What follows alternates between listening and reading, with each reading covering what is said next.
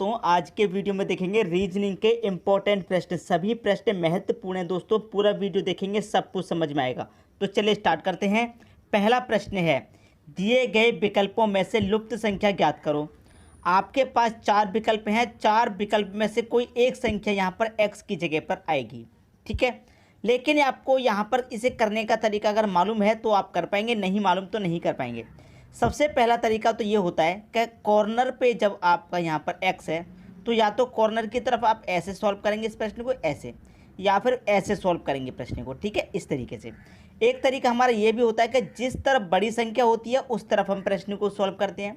जैसे कि अगर मैं ऐसे चलूँगा तो बड़ी संख्या यहाँ पर है, ऐसे चलूँगा तो बड़ी संख्या यहाँ पर है, ऐसे चलूँगा तो यहाँ पर भी कोई बड़ी संख्या आएगी। तो हमें एक ये हिंट मिल जाता है कि जिधर बड़ी संख्या हो हम उधर प्रश्न को सॉल्व करें, ठीक है। अगर बड़ी संख्या हमारी नीचे की तरफ हो तो हम पहले उसे नीचे की तरफ सॉल्व करके देख लेंगे। समझ में आ रही है बात। और मैं हमेशा आपसे एक बात बार बार कहता हूँ कि कोई भी प्रश्न है उसे आप खुद से जब तक नहीं करेंगे तब तक वो आपके दिमाग में सेट नहीं होगा। अपने हाथों से उसे ज़रूर करें। मैं यहाँ पर स्क्रीन पर क्वेश्चन दे देता हूँ तो उसे आप वीडियो को पॉज करके एक बार खुद से मेहनत कर लें, उस प्रश्न पे खुद से कोशिश करना करने की, ठीक है।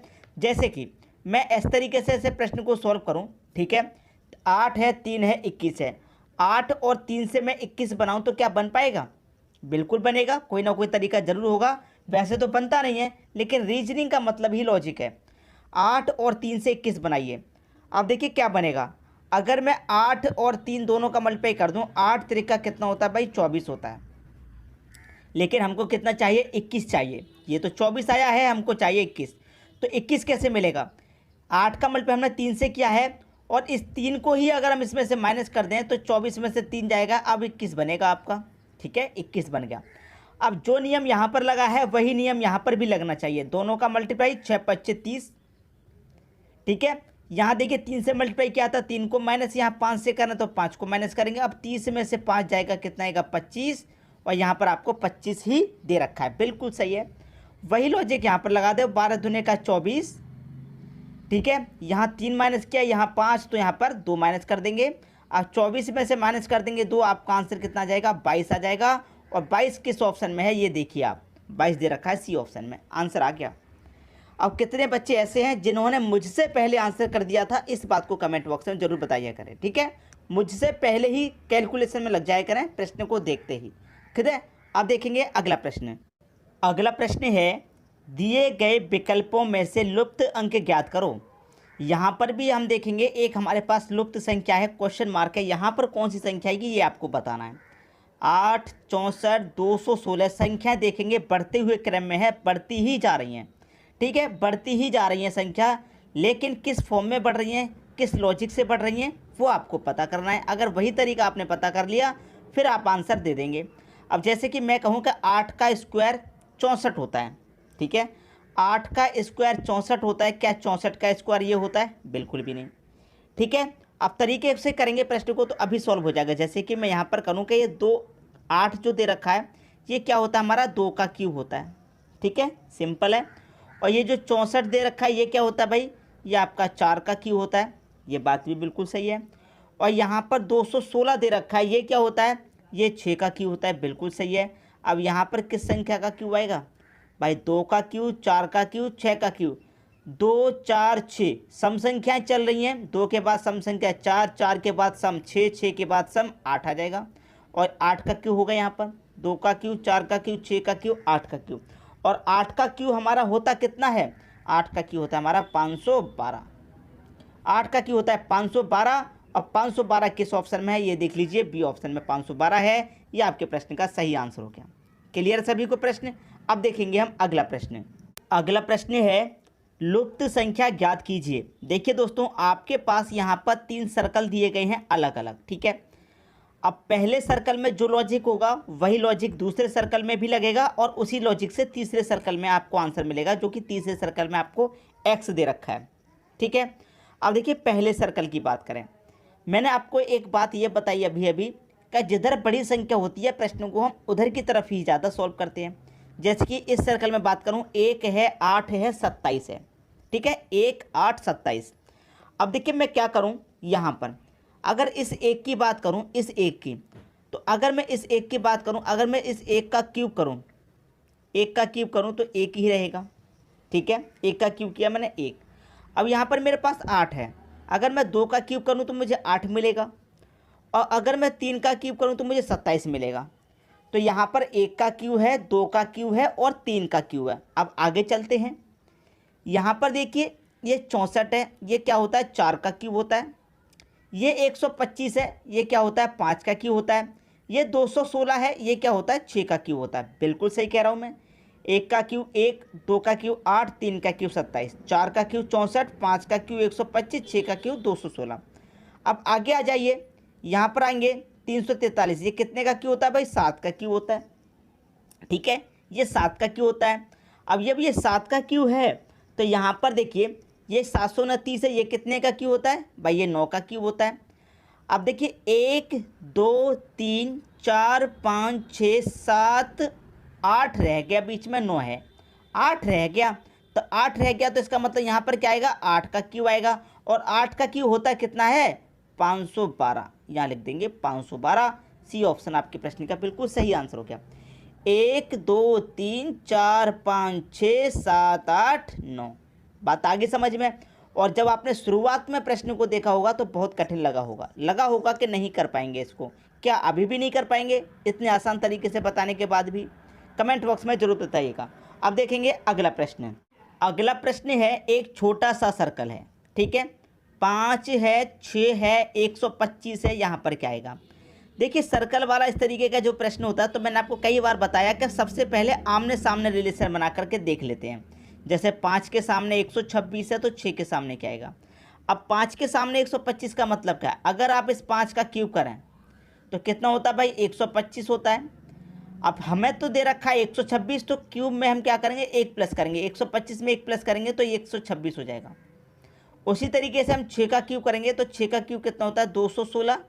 अब क्यूब में हमने यहाँ पर एक जोड़ा था तो क्यूब में यहाँ पर भी एक जोड़ देंगे तो कितना हो जाएगा 217। अब 217 किस ऑप्शन में है? बी ऑप्शन में है। आपको आपका आंसर मिल गया। क्लियर है सभी को प्रश्न? 5 के सामने 126 का मतलब है कि 5 का क्यूब करेंगे और उसमें एक जोड़ेंगे। उसी तरीके से 6 का क्यूब करेंगे और उसमें भी एक जोड़ेंगे, ठीक है। अब देखेंगे अगला प्रश्न। अगला प्रश्न है 3 × 4 का प्रश्न है, और क्वेश्चन मार्क यहाँ पर दे रखा है हमें एक्स, यहाँ पर कौन सी संख्या आएगी, ठीक है। मैंने आपको क्या बताया कि बड़ी संख्या जिस तरफ होती है हम प्रश्न को उसी तरफ सॉल्व करेंगे। तो आप नीचे की तरफ चलेंगे तो बड़ी संख्या 18, ऐसे चलेंगे तो 27, और ऐसे चलेंगे तो 96। तो हमको एक हिंट मिल जाता है कि प्रश्न हमको नीचे की तरफ सॉल्व करना है। तो नीचे की तरफ ये 18 है, ये 27 है, ये 96, कैसे आया ये पता करना है। तो देखिए यहाँ पर 5 4 2 और 18 कुछ रिलेशन बनाइए, कुछ भी रिलेशन बनाइए। और देखिए यहाँ पर हमारा क्वेश्चन मार्क है एक्स है, तो यहाँ पर 3 कैसे आया, यहाँ पर 2 कैसे आया, उसी तरीके से ये वाली संख्या मिलेगी, ठीक है भाई। ये वाली संख्या कैसे आई, ये वाली कैसे आई, ये वाली कैसे आई, ये भी तो पता चलेगा एक्स का मान। तो हमारे पास क्या है 18। तो सबसे पहले मैं क्या करूँ, इस 18 को रखूँ, इस 18 को मैंने ले लिया। ये वाली संख्या फाइंड करनी है तो 5 9 और 18 को कुछ करेंगे तभी तो 2 मिलेगा। तो मैंने 18 लिख लिया, नीचे वाली संख्या बड़ी संख्या लिख ली। अब यहाँ पर क्या है मेरे पास 5 और 4 दोनों को जोड़ देता हूँ, 5 और 4 9 होता है, दोनों को जोड़ के डिवाइड कर देता हूँ। तो 9 से डिवाइड दूंगा 18 में, 2 बार जाएगा, 2 मुझे मिल गया। अब देखिए पहले मैंने 18 लिखा यहाँ, अब मैं लिखूंगा 27 को। यहाँ पर ऊपर वाली दोनों को जोड़ के मैंने डिवाइड किया, तो यहाँ भी मैं ऊपर वाली दोनों को जोड़ के डिवाइड करूँगा। 6 और 3 9, 9 से 27 में डिवाइड दूंगा, 3 बार जाएगा, और 3 आपको यहाँ दे रखा है, बिल्कुल सही है। उसी तरीके से यहाँ पर मैं 96 लिखूंगा और इन दोनों को जोड़ के डिवाइड करूंगा। 12 और 4 16 होता है, 16 से 96 कटेगा 6 बार में, 16 6 96। तो यहाँ पर x की जगह कितना आ जाएगा भाई 6 आ जाएगा। डी ऑप्शन आपके प्रश्न का सही आंसर हो गया। क्लियर हुई बात सभी को? अब देखेंगे अगला प्रश्न। अगला प्रश्न है, प्रश्न में देखेंगे x हमारा यहाँ पर दे रखा है, ये वाली संख्या पता करनी है कैसे आएगी। 1 5 13 29 61 125 और x, इस तरीके से कुछ अलग ही प्रश्न है, ये कुछ अलग ही प्रश्न है। अब यहाँ पर आपको लॉजिक अपने दिमाग से सोचना है क्या बन सकता है। जैसे कि मैं कहूँ कि 1 से 5 बनाइए, 1 से 5, फिर 5 से बनाइए 13। इस तरीके से अगर मैं आपसे कहूँगा तो किस तरीके से आप चलाएंगे अपना दिमाग, कैसे अपना लॉजिक सेट करेंगे? 1 से 5 बनाइए, 5 से 13, 13 से फिर 29, 29 से फिर 61, 61 से 125, 125 से फिर x पता करना है। कैसे करेंगे आप? ठीक है, वही चीज़ है जो आपको यहाँ पर पता करनी है।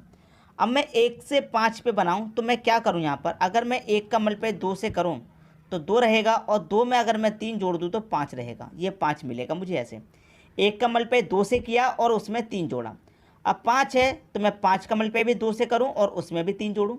भाई 1 का मल्टीप्लाई 2 से करेंगे 2, 5 का मल्टीप्लाई 2 से करूँगा 10, और 10 में क्या करूँगा मैं 3 जोड़ूंगा तो कितना आ जाएगा, 13 आ जाएगा। 13 यहाँ पर दे रखा है। क्लियर हुई बात? प्रश्न समझ में आ गया? 1 से 5 कैसे बना, 5 से 13 कैसे बना। अब 13 का मल्टीप्लाई मैं क्या करूँ, 2 से करूँ, 13 दूने का 26, यहाँ 3 जोड़ा, यहाँ 3 जोड़ा, मैं यहाँ पर भी 3 जोड़ दूँ, 29 हो जाएगा, और 13 से 29 मिल गया। अब 29 से 61, 29 मिल गया। अब 29 का मल्टीप्लाई मैं क्या करूँ, 2 से करूँ, कितना होता है, 58 होता है। सब में 3 जोड़ रहे हैं तो यहाँ पर भी 3 जोड़ देंगे, 58 में 3 जोड़ देंगे, 61, 61 मिल गया। हो क्या रहा है का मल्टीप्लाई 2 और प्लस 3 हो रहा है। ठीक है, अब 61 मिल गया। अब 61 का मल्टीप्लाई भी मैं कितने से करूँगा, 2 से करूँगा, 122 होगा। सब में 3 जोड़ रहे हैं तो यहाँ पर भी 3 जोड़ देंगे, 122 में 3 जोड़ेंगे, 125 हो जाएगा, और 125 ही दे रखा है। अब 125 से एक्स फाइंड करना है तो 125 का मल्टीप्लाई 2 से करिए, 250 हो जाएगा। अब 250 हो जाएगा और सब में 3 जोड़ रहे हैं तो यहाँ पर भी 3 जोड़ेंगे, 250 में 3 जोड़ेंगे, 253। ये आपका आंसर होगा डी ऑप्शन। क्लियर है? बहुत अच्छा प्रश्न था दोस्तों, सभी को अच्छे से समझ में आ गया होगा, कोई दिक्कत नहीं होगी। ठीक है, अब देखेंगे अगला प्रश्न। अगला प्रश्न है 22 4 24, 22 और 4 का कुछ कीजिए जिससे कि 24 बन जाए, 13 6 से 16 बन जाए, 80 2 से 82 बन जाए, 67 9 से ये संख्या मिल जाए। भाई 80 में 2 जोड़ूंगा 82, बिल्कुल सही है, लेकिन 13 में 6 जोड़ने से 16 नहीं बनता। अब देखिए यहाँ पर देखिए हो क्या रहा है, अगर आप संख्याओं को ध्यान से देखेंगे तो आंसर बिल्कुल आपकी आंखों के सामने है कि यहाँ पर जो संख्या बीच वाली वो यहाँ पर लास्ट में है 4। ठीक है, यहाँ जो संख्या बीच वाली यहाँ पर लास्ट में है 6, यहाँ जो संख्या बीच वाली यहाँ पर लास्ट में है 2, तो यहाँ पर जो संख्या बीच वाली वो यहाँ पर लास्ट में आ जाएगी 9। इतना हिंट तो मिलेगा ही मिलेगा। भाई बीच वाली संख्या लास्ट में, बीच वाली लास्ट में, बीच वाली लास्ट में, तो बीच वाली लास्ट में आ जाएगी, इतना तो बिल्कुल सही है।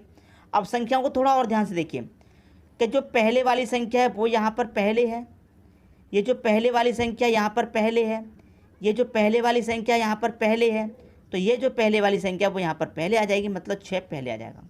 बस आंसर मिल गया, 69 आपका आंसर हो गया। बताइए हुआ कि नहीं हुआ? भाई बीच वाली संख्या लास्ट में है, सभी में तो मैंने हिंट ले लिया, 9 आपका लास्ट में आ गया।